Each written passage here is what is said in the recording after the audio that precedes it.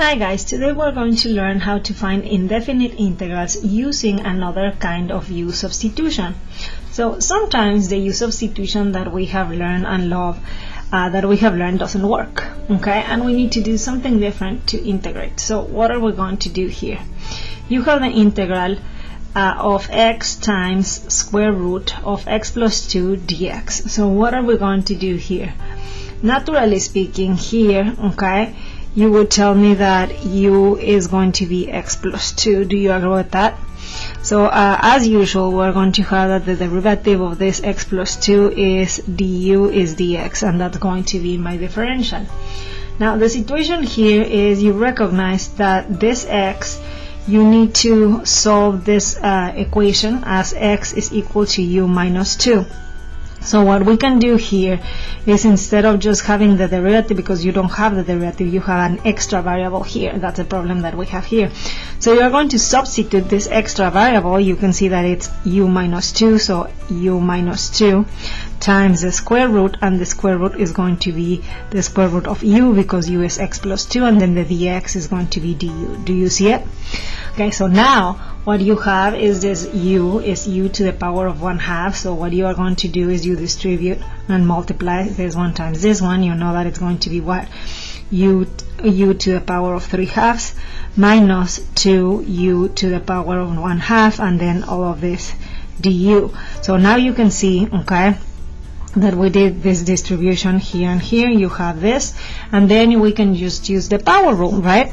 So what you have here is going to be what? U to the power of 5/2 divided by 5/2, and then minus 2 u to the power of 3/2 divided by 3/2 as usual. Okay, you can see the matching plus c. After that, we just clean up the situation. So what you have is 2/5, and then you have, in this situation, you can go ahead and replace the u for the x plus 2 that we have here to the power of 5/2, and then this is going to be a minus 4. Why minus 4? Because this 2 multiplies with this one, so you have 4 divided by 3, and then the u is x plus 2 to the power of 3/2 plus c, and guess what? That's it. Isn't that nice? So this is the other kind of u-substitution that we were talking about, okay? So now let's try it in a different way, okay? So let's try this problem that we have over here. So in this one, you have the integral of x divided by the cube root of x plus 1 dx. So similarly to the previous one, what you're going to do is you're going to have your u is x plus 1, the derivative of this one, okay, the differential is dx. So what you have here is, again, you have an extra variable here. So what you have is that x from this one, x is going to be equal to u minus 1. So you go ahead and replace all this situation, okay? So you have that this is going to be the integral. The x that you have on top is u minus 1. Then all of this is going to be divided by the cube root of u. So you have u to the power of 1/3, okay? And after that, you have the dx is just du, okay? Do you see it? Now what we're going to do here is, as usual, we're going to use properties of exponents. If you don't see it, let me show you. You have this, right? This is your properties of exponents that we're going to use, okay? So what you have here, the first one, it's going to be what? U to the power of 2/3.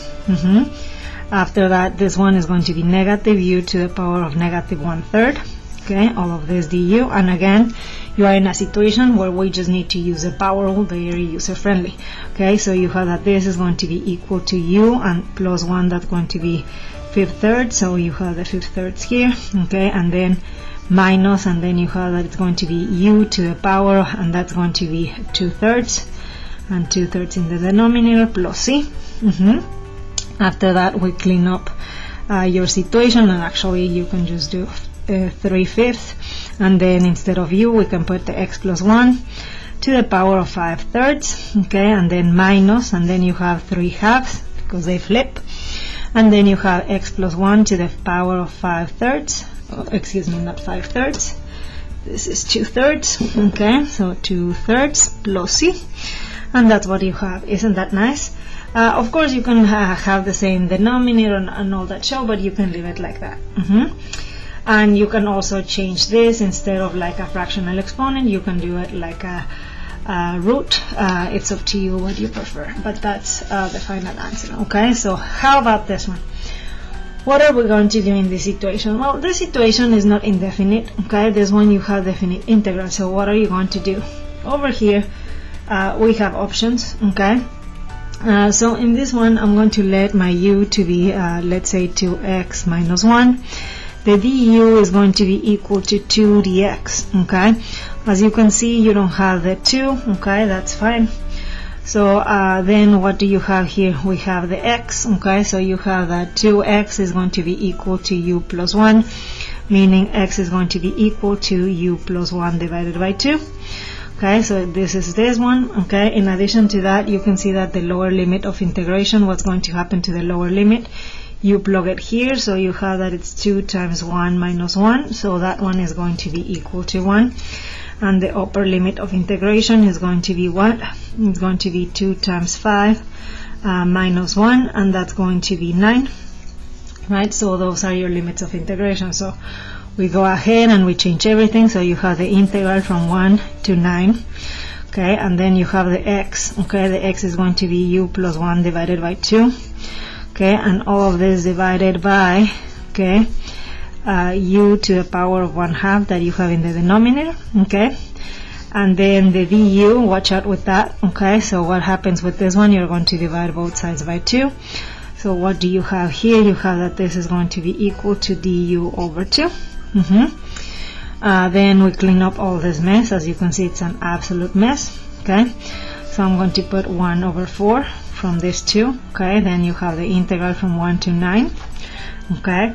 Then you have that it's going to be what? U divided by u 1/2 plus 1 divided by u to the power of 1/2, and then you have the du here. Do you see it? Now what happens here? We can just integrate that situation, or if you want, I can reduce it a little bit more. So you have u to the power of 1/2 plus u to the power of negative 1/2 du. Okay, now we can integrate the situation. Okay, so you have that it's u to the power of 3/2 divided by 3/2 plus u to the power of 1/2 divided by 1/2. All of this evaluated from 1 to 9. Okay, clean up this. As you can see, these 2's that we have here cancel the 4 and make it a 1/2. So what you have here is going to be what? You are going to have that this is going to be u power 3/2 divided by 3 plus u power 1/2, and all of this from 1 to 9. So what happens here? We plug the 9, right? So you have that this is going to be, okay, the 9, okay, to the power of this divided by 3 plus, and then you have the 9 1/2, which you know that that's going to be a 3, and then you have that it's going to be a 1/3 plus 1, close it, and then you can see that this is going to cancel with this one, and then we have that it's going to be 3. Okay, so you have that this is going to be equal to 1/2, and it's going to be 12 minus 4 over 3, which is going to be equal to 16 over 3. Isn't that beautiful? So that's your situation here. I'm showing you all the steps, but I mean, you can skip some of the steps if you want to. Okay, so let's move on to more examples. For this part, what you need to remember is a little bit of the properties that you learned back in pre-calculus, okay, about an even and an odd function. If you don't remember, don't worry, I'll refresh your memory. If a function f, let's say that it's even, then f has y-axis symmetry. So what you have is that the integral from negative a to a f of x dx, it's going to be equal to, technically speaking, twice the area. Okay, so what you have here is we have y, we have x. Okay, and please note that if we have y-axis symmetry, imagine that we have something that looks like this, right? And please use your imagination, imagining that this is beautifully symmetric. And let's say that this is negative a, and let's measure it a little bit, and this is positive a.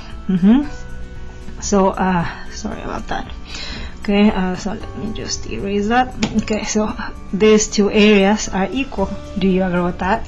Please note that this is congruent with this is congruent with this, right? and this is also congruent with this. So what you see is that these areas are the same. Okay, so whatever is that area, you're going to have 2 times that value. So that's what we have when it's even. So you're going to have, if this is, let's say 1, then base times hat divided by 2, so it's going to be 2 times that area. Good. Now, if you have an odd, function f that is odd, then f has origin symmetry. What's the meaning of origin symmetry? If you remember that, it's when you were doing a diagonal and then the symmetry was based on the diagonal. If you don't remember that, let me refresh your memory. Okay, so it's a similar situation to the previous one, but it's different. Why? Because let's say that this is a, and then this is going to be negative a. So this area and this area, they are the same, but this one is negative and this one is positive, so they cancel them out. Okay, so please use your imagination, imagining. So this one is going to be 0. Do you see the difference? This one 2 times the area, 2 times area of a triangle. Yes, so you can see the difference between these two. Okay, so let's use those properties so you can see how interesting these properties are. So given that f is even and that integral from 0 to 5 f of x dx is equal to 3, find the integral from negative 5 to 5 f of x dx. So what you know here is that you have that this area, so technically speaking what they are telling you is that this area of this triangle is going to be 3, or whatever figure you have, right? So what you have is that it's 2 times that area, and this is going to be 6, and this happens because your function in this situation is even. So let's do everything regarding the even function. So from this one, they are telling you that the integral from negative 5 to 0 f of x dx is equal to what? Well, since you have this equation, you know that, and it's symmetric with respect to the y-axis, you know that this is going to be 3, because you can see that this area is the same as this one. That's what you are concluding here. Okay. Now, what do you have that is the integral from negative 5 to 5, 4 times f of x dx? So technically speaking, what you have here is the same as 4 integral from negative 5 to 5 f of x dx. And what you have here is the integral from 0 to 5 is 3. So we already know that this one is 6. Okay, so what you have here from a, you have that this is equal to 4 times 6. Therefore, you have that this is going to be 24, and that's it. Isn't that nice? Okay, and you have that this one, we have the information here. Cool. Now, how does it change when we have an odd function? Well, when we have an odd function, that's another story, because we have a situation like this. If f is odd, and we have the same idea that the integral from 0 to 5 f of x is equal to 3, then if I ask you to find this one, what you have is that the first half is going to be negative.